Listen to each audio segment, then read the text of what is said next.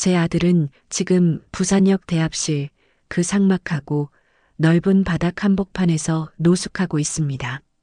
박스 한 장을 깔고 낡은 신문지 몇 장을 이불 삼아 덮은 채로요. 날이 풀렸다고는 하지만 새벽의 부산역은 바다에서 불어오는 습한 칼바람이 건물 틈새를 비집고 들어와 뼈마디를 시리게 합니다.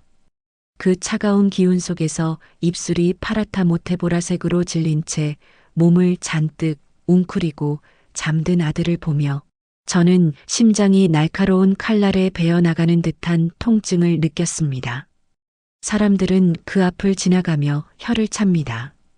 젊은 사람이 사지 멀쩡해서 왜 저러고 사나 정신 상태가 글러먹었네라며 비아냥거리는 소리가 제 가슴에 대못을 박습니다. 하지만 그들은 모릅니다. 저기 누워있는 저 남자가 한때는 누구보다 성실했고 누구보다 가족을 사랑했던 가장이었다는 사실을요. 아들에게도 세상 무엇보다 따뜻하고 빛나던 보금자리가 있었습니다. 부산 서면 누구나 부러워하던 24평짜리 아파트. 그 집을 사기 위해 제 아들이 얼마나 뼈 빠지게 일했는지 저는 제 두 눈으로 똑똑히 보았습니다.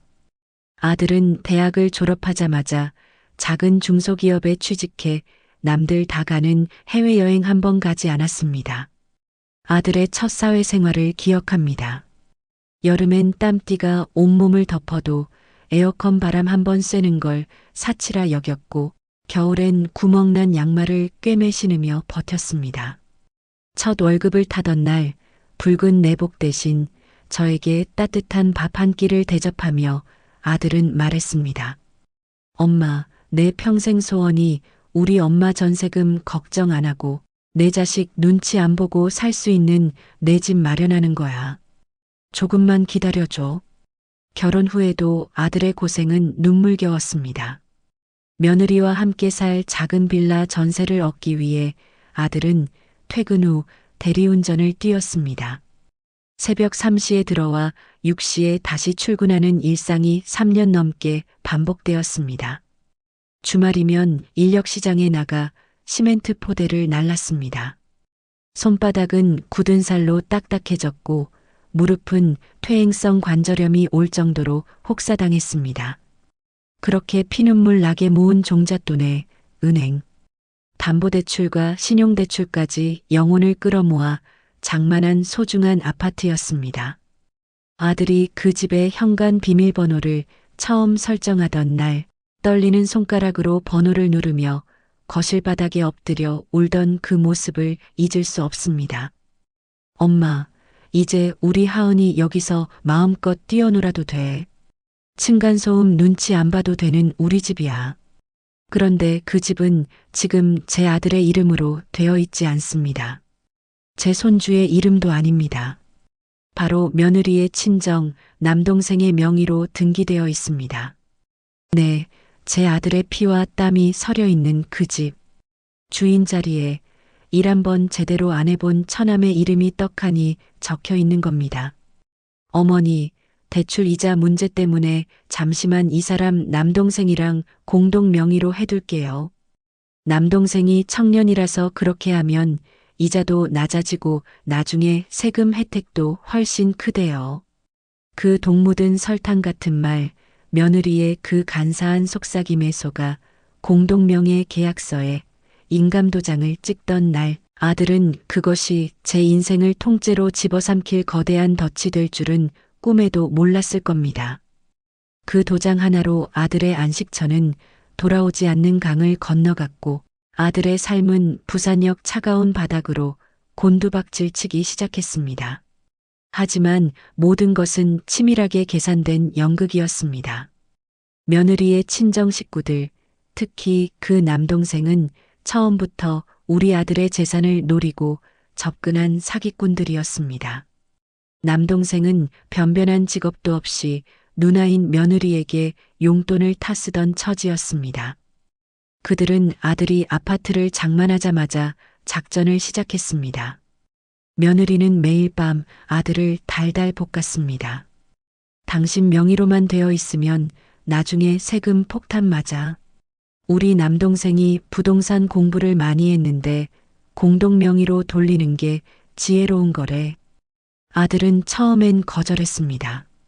자신이 어떻게 일해서 번 돈인데 쉽게 명의를 나누겠습니까? 하지만 며느리는 단식 투쟁까지 벌이며 아들을 압박했습니다. 나를 못 믿는 거야? 우리가 남이야? 우리 가족 잘 되자고 하는 소린데 왜 이렇게 고집불통이야? 결국 아들은 무너졌습니다.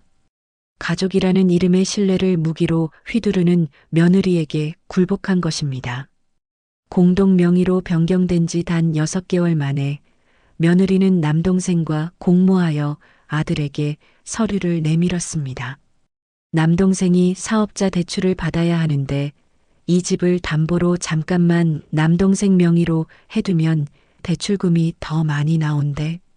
그럼 우리 그 돈으로 더 큰 집으로 이사 갈 수 있어. 아들은 이번에도 속았습니다.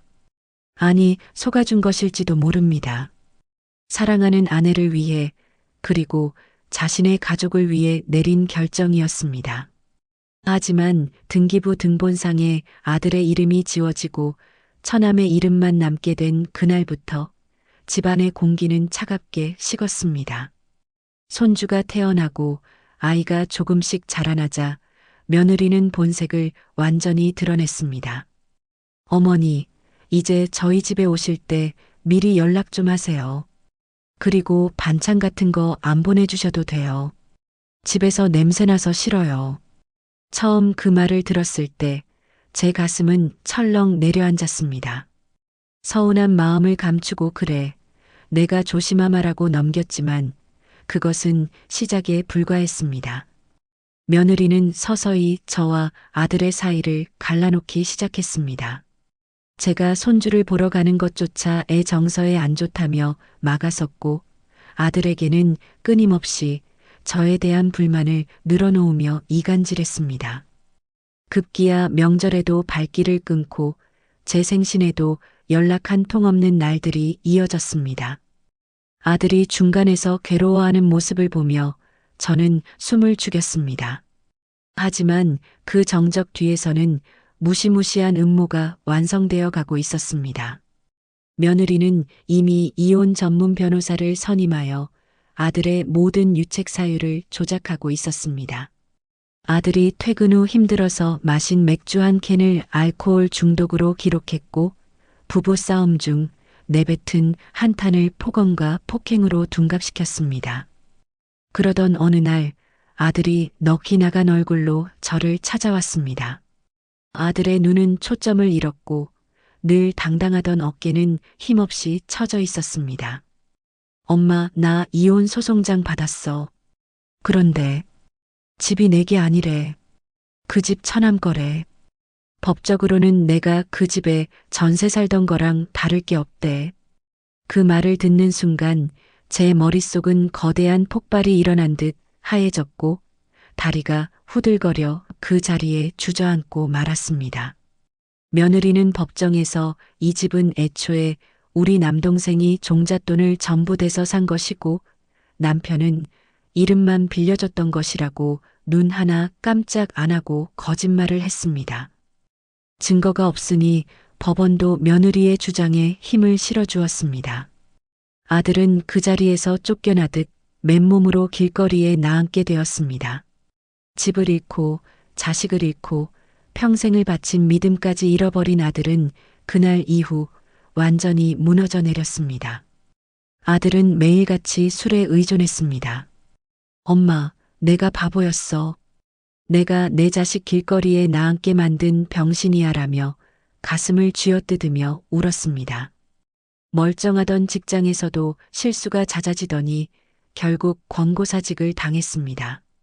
며느리는 아들에게 양육비를 내놓으라며 독촉장을 보냈습니다.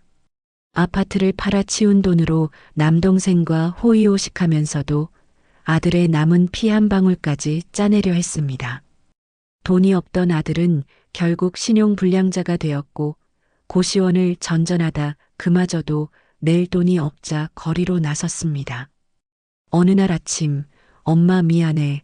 나 같은 놈은 세상에 살 가치가 없어.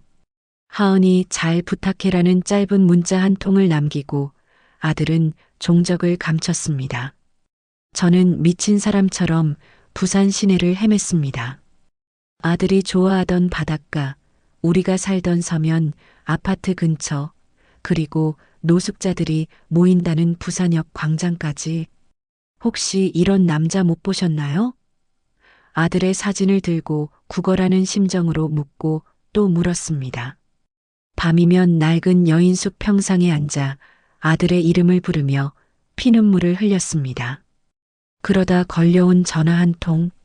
아들이 서울역 인근 응급실에 실려갔다는 연락이었습니다. 저는 신발도 제대로 신지 못한 채 기차에 올랐습니다. 응급실 침대 위에 누워있는 남자는 제가 알던 아들이 아니었습니다. 얼굴은 해골처럼 앙상하게 말라 있었고 손은 거칠게 갈라져 피딱지가 앉아 있었습니다. 며칠을 굶었는지 하루 두 끼도 못 먹고 소주로만 배를 채우다 저혈당 쇼크로 길가에서 구토하며 쓰러진 채 발견되었다고 했습니다. 더욱 가슴을 후벼 파는 것은 아들의 주머니에 들어있던 낡은 지갑 속에 꼬깃꼬깃 접힌 손주의 사진 한 장뿐이었다는 사실입니다. 본인은 굶어 죽어가는 와중에도 그 사진만큼은 다를까봐 비닐에 싸서 소중히 품고 있었던 겁니다. 저는 아들의 마른 손을 잡고 통곡했습니다. 이 바보야, 이 못난 놈아. 왜 엄마한테 오지 않고 혼자 이러고 있어. 하지만 고통은 여기서 끝이 아니었습니다. 병원비를 낼 돈이 없어 며느리에게 수십 번 전화를 걸었지만 돌아오는 것은 싸늘한 음성 메시지뿐이었습니다. 겨우 연결된 통화에서 며느리는 차갑게 뱉었습니다. 어머니, 그 사람 죽든 말든 저랑 상관없어요. 자꾸 연락하시면 영업방해로 신고할 줄 아세요. 그리고 며칠 뒤 병실로 경찰관들이 찾아왔습니다. 며느리의 친정 남동생이 아들을 고소했다는 것입니다. 사유는 명예훼손과 공갈 협박. 아들이 술에 취해 아이를 보고 싶다고 남동생의 집 앞에서 소리를 지른 것을 빌미로 치밀하게 증거를 수집해 고소장을 접수한 것이었습니다. 심지어 제가 아들을 시켜 본인들의 재산을 뺏으려 협박했다는 허위 진술까지 덧붙여져 있었습니다. 법정에서 증인석에 앉은 어린 손주는 엄마의 손에 이끌려 나와 미리 연습한 듯한 기계적인 말투로 말했습니다. 아빠는 무서워요. 술 냄새 나요. 할머니도 저한테 엄마 욕했어요. 그 짧은 한마디에 아들은 자식을 학대한 파렴치한 아버지가 되었고 저는 며느리를 괴롭힌 악독한 시어머니가 되었습니다. 법정을 나오던 길 며느리의 남동생은 제 곁을 지나가며 낮게 의조렸습니다. 어머니, 주제를 아셔야죠. 이제 당신들 인생은 끝났어요.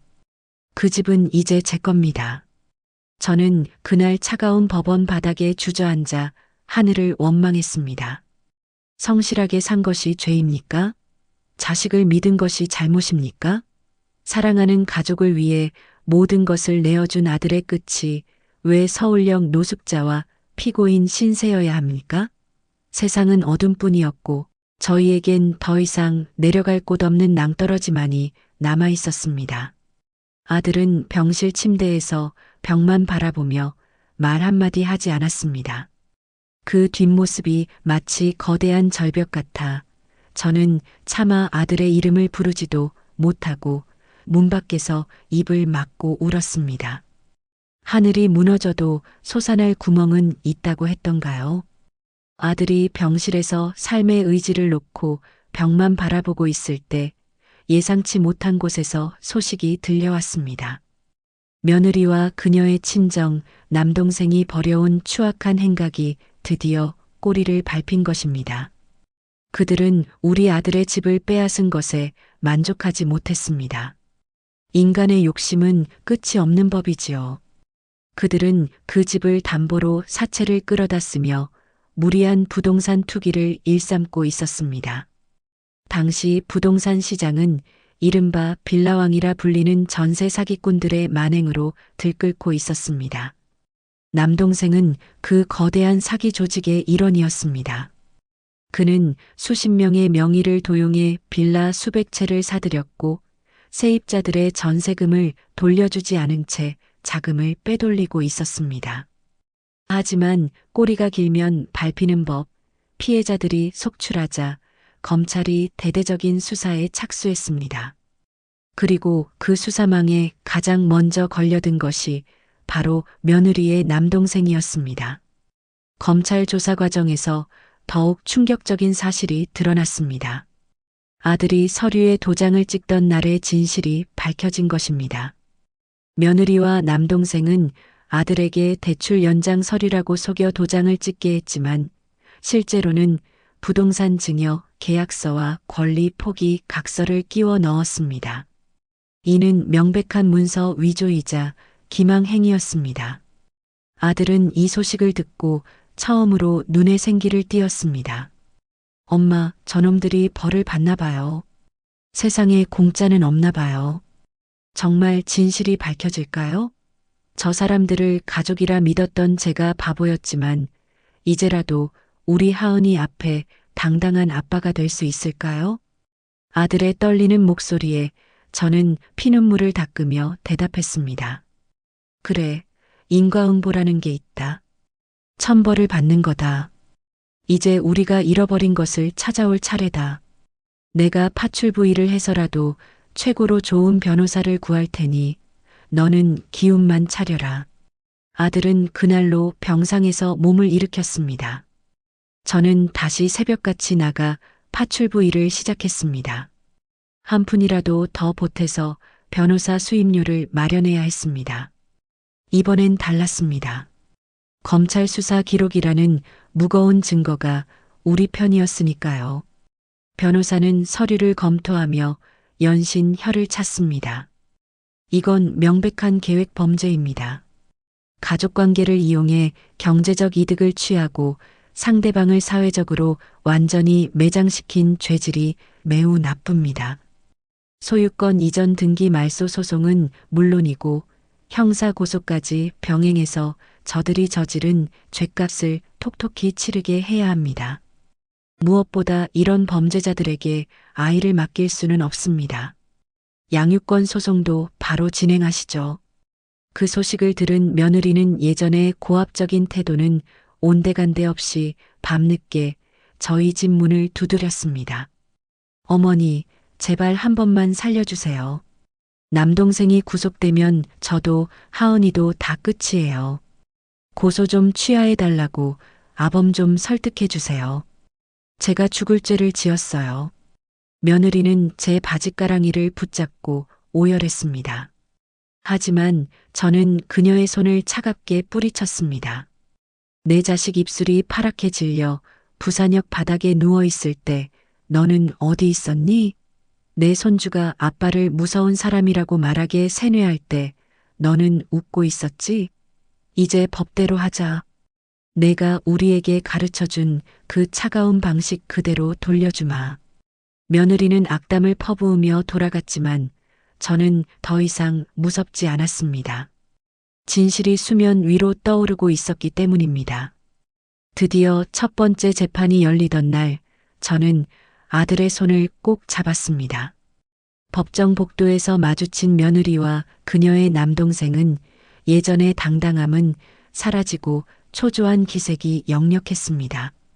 특히 남동생은 이미 구속수사 중이라 포승줄에 묶인 채 교도관의 감시를 받으며 들어왔습니다. 그 모습을 보는 순간 억울함에 사무쳤던 지난날들이 주마등처럼 스쳐 지나갔습니다. 재판이 시작되자 상대 측 변호인은 뻔뻔한 주장을 늘어놓았습니다. 피고 남동생은 원고에게 정당하게 대가를 지불하고 명의를 이전받은 것입니다. 당시 원고 아들도 이에 동의하여 인감증명서를 교부했으며 이는 가족 간의 합의에 의한 것이었습니다. 하지만 우리 측 변호사는 기다렸다는 듯이 아들의 금융거래 내역과 검찰의 수사 기록을 제시했습니다. 피고는 당시 무직 상태였으며 수억 원에 달하는 아파트 대금을 지불할 경제적 능력이 전혀 없었습니다. 또한 원고가 도장을 찍었다는 당일 원고는 회사 업무로 지방 출장 중이었다는 통화 기록과 교통 영수증이 존재합니다. 이는 피고들이 원고가 없는 사이 서류를 조작했거나 기망했음을 입증합니다.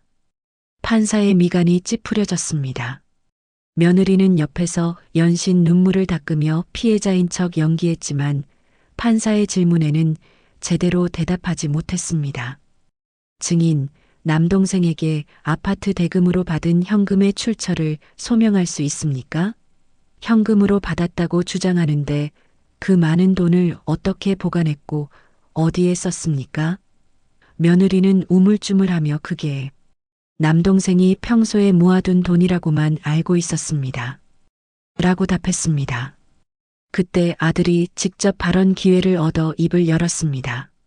아들의 목소리는 떨렸지만 단호했습니다. 판사님, 저는 돈을 잃은 것보다 제가 가장 사랑했던 아내와 처남이 저를 이토록 철저하게 도구로 이용했다는 사실이 더 아픕니다. 제 아들이 지금 저를 아빠라 부르지 못하고 무서워합니다. 이 아이의 가슴에 남긴 상처를 무엇으로 보상받겠습니까? 저는 제 집을 되찾고 싶은 게 아닙니다.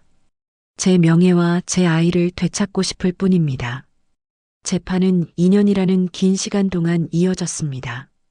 며느리 측은 끝까지 발뺌하며 시간을 끌었지만 검찰 수사 결과 남동생은 당시 단 한 푼의 소득도 없었으며 오히려 아들의 급여 통장에서 나간 돈이 집값의 90% 이상임이 통장 내역 조사를 통해 낱낱이 밝혀졌습니다. 결국 법원은 아들의 손을 들어주었습니다. 비록 아파트는 이미 남동생의 채무로 인해 경매로 넘어가 타인에게 팔려나갔기에 물리적으로 되찾을 수는 없었지만 법원은 며느리와 남동생에게 공동으로 아들의 지분에 해당하는 현금 5억 원을 배상하고 위자료 5천만 원을 지급하라는 판결을 내렸습니다. 그리고 무엇보다 저희가 간절히 원했던 판결, 친권 및 양육권을 즉시 아버지에게 변경한다는 주문이 떨어졌습니다. 손주가 다시 우리 품으로 돌아오던 날, 저는 부산역 광장에서 손주를 기다렸습니다. 며느리의 손에 인형처럼 이끌려 나오던 아이는 아빠의 얼굴을 보자마자 아빠 하고 목이 터져라 부르며 달려와 품에 안겼습니다. 아들은 무릎을 꿇고 아이를 으스러지도록 껴안은 채 꺼이꺼이 통곡했습니다. 미안해, 하은아. 아빠가 너무 늦어서 미안해. 다시는 너 혼자 두지 않을게. 엄마가 뭐라 해도 이젠 아빠가 다 지켜줄게. 아이는 아빠의 눈물을 고사리 같은 손으로 닦아주며 속삭였습니다. 아빠, 나 이제 무서운 꿈 안 꿔도 돼? 외삼촌이 아빠 나쁜 사람이라고 했던 거 거짓말이지? 나 아빠랑 할머니랑 같이 살고 싶었어. 그 말 한마디에 현장에 있던 변호사와 법원 관계자들조차 고개를 돌려 눈물을 닦았습니다. 하지만 재회 이후의 삶이 마냥 순탄한 것만은 아니었습니다. 아이는 밤마다 자다가 비명을 지르며 깼고 누군가 현관문을 두드리면 벽장 속으로 숨어버렸습니다. 며느리와 남동생이 아이에게 주입했던 공포와 혼란이 독처럼 남아있었던 겁니다. 아들은 그런 아이를 위해 직장 근처에 작은 빌라를 얻고 매일 밤 아이의 곁을 지켰습니다. 하은아, 아빠 여기 있어. 아무도 널 데려가지 못해. 여긴 우리 집이야. 아들은 아이를 위해 심리 상담 공부를 시작했고 주말이면 아이가 가고 싶어 했던 동물원과 놀이동산을 다니며 잃어버린 시간을 메꾸기 위해 눈물겨운 노력을 했습니다. 저 또한 파출 부위를 줄이고 아이의 따뜻한 밥상을 차리는데 전념했습니다. 된장국 냄새가 온 집안에 퍼질 때쯤 아이는 비로소 거실에서 큰 소리로 웃기 시작했습니다. 상처받은 새 두 마리가 서로의 깃털을 골라주듯 아들과 손주는 그렇게 서로의 아픔을 치유해 나갔습니다. 시간은 무심히도 흘러 손주는 어느덧 성실한 대학생으로 자랐습니다. 손주는 자신의 아픈 과거를 부끄러워하지 않았습니다. 오히려 그 상처를 밑거름 삼아 사람들의 마음을 치유하는 글을 쓰는 작가의 꿈을 키웠습니다. 아들은 이제 안정적인 공인중개사가 되어 자신처럼 사기를 당한 사람들을 돕는 일을 하며 제법 의젓한 중년이 되었습니다. 어느 날 아들이 퇴근 후 소주 한 병을 사들고 들어왔습니다. 엄마, 저 오늘 예전 서면 아파트 근처에 다녀왔어요. 그 집을 원망했던 시간도 있었는데 이젠 그냥 고맙더라고요. 그 고통이 없었다면 제가 우리 하은이를 이토록 소중하게 대할 줄 아는 사람이 됐을까 싶어서요. 아들의 말에 저는 조용히 아들의 손을 잡았습니다. 고생했다, 내 아들아. 잘 견뎌주었다. 세월 앞에 장사 없다는 말이 맞나 봅니다. 10수년이 흐른 어느 날 낯선 번호로 전화 한 통이 걸려왔습니다. 며느리였습니다. 예전의 표독함은 사라지고 갈라지고 힘없는 목소리였습니다. 어머니, 저 병원이에요. 몸이 많이 안 좋아요. 죽기 전에 민규 손주 얼굴 한 번만 볼 수 있을까요? 제가 정말 죽을 죄를 졌어요. 어머니한테도 그 사람한테도요. 저는 순간 가슴이 덜컥 내려앉았습니다. 분노는 이미 세월의 강물에 씻겨 내려갔지만 그 이름이 주는 고통의 기억은 여전했습니다. 아들은 소식을 듣고 며칠을 고민하며 밤잠을 설쳤습니다. 엄마, 저 여자 다시는 안 보겠다고 다짐했는데. 그래도 하은이 엄마잖아요. 마지막 길이라는데 안 가면 제 마음이 평생 무거울 것 같아요. 아들은 결국 병원을 찾았습니다. 며느리는 암말기 환자가 되어 산소호흡기에 의지하고 있었습니다. 화려했던 예전의 모습은 간데없고 앙상한 뼈만 남은 모습이었습니다. 그녀의 곁에는 구속기간을 마치고 나온 남동생이 있었는데 그 역시 도박과 술에 빠져 폐인이 된 초라한 모습이었습니다. 아들을 본 며느리는 말도 못하고 눈물만 줄줄 흘렸습니다. 미안해요. 미안해요. 그때는 돈만 있으면 남들 무시하며 잘 살 줄 알았어요. 남동생만 믿으면 부자가 될 줄 알았어요. 내 욕심이 우리 가족을 다 죽였어요. 아들은 그녀의 마른 손을 잡지 않았습니다.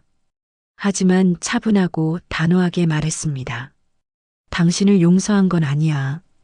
당신이 우리에게 한 짓은 용서받을 수 없는 일이야. 하지만 우리 아이의 미래를 위해서 그리고 내 마음의 평화를 위해서 이제 더는 당신을 미워하지 않기로 했어. 당신도 이제 그만 그 무거운 욕심 내려놓고 편해져. 하은이는 내가 잘 키울게. 며느리는 그 말을 듣고 며칠 뒤 조용히 눈을 감았습니다. 아들은 그녀의 장례를 조용한 곳에서 소박하게 치러주었습니다. 원망의 고리를 끊어내고 돌아서는 아들의 뒷모습을 보며 저는 비로소 우리 가족을 짓눌러온 거대한 바위가 사라졌음을 느꼈습니다. 손주는 얼마 전 단아하고 심성이 고운 짝을 만나 가정을 꾸렸습니다. 그리고 제 증손녀가 태어났습니다. 손주는 아이의 이름을 고민하다 제게 물었습니다. 할머니, 아이 이름 뭐라고 지을까요? 저는 주저없이 말했습니다. 하은이로 하자. 하늘이 내려준 은혜라는 뜻으로. 며느리가 예전에 지으려 했던 그 이름을 그대로 붙여준 손주의 마음을 저는 깊이 이해합니다. 상처조차 우리 가족 역사의 일부로 받아들이고 비극을 축복으로 승화시키겠다는 그 아이의 깊은 뜻을요. 저는 이제 다이어리를 펼쳐 마지막 문장을 적으려 합니다. 인생은 때로 가혹한 겨울을 선물하지만 그 겨울을 함께 견뎌낼 가족이 있다면 봄은 반드시 찾아온다. 진실은 느리게 걸어오지만 결코 길을 잃지는 않는다. 현관문 열리는 소리가 들립니다. 엄마, 저 왔어요. 오늘 하은이가 유치원에서 할머니 그린 그림 가져왔대요. 아들의 활기찬 목소리가 집안을 가득 채웁니다. 증손녀가 달려와 제품에 안기며 제잘거립니다. 할머니, 내가 할머니 제일 예쁘게 그렸어. 할머니 사랑해. 저는 비로소 안심하고 눈을 감을 수 있을 것 같습니다. 제 인생은 비록 상처투성이었고 눈물로 젖어 있었으나 그 상처의 틈새마다 사랑과 용서가 스며들어 이제는 세상에서 가장 단단하고 아름다운 무늬가 되었습니다. 제 아들아, 내 손주야. 너희가 있어 내 삶은 충분히 아름다웠고 가치 있었다. 이제 나는 저 따뜻한 노을 너머로 평온하게 걸어 들어간다. 너희의 웃음소리를 영원히 가슴에 품고서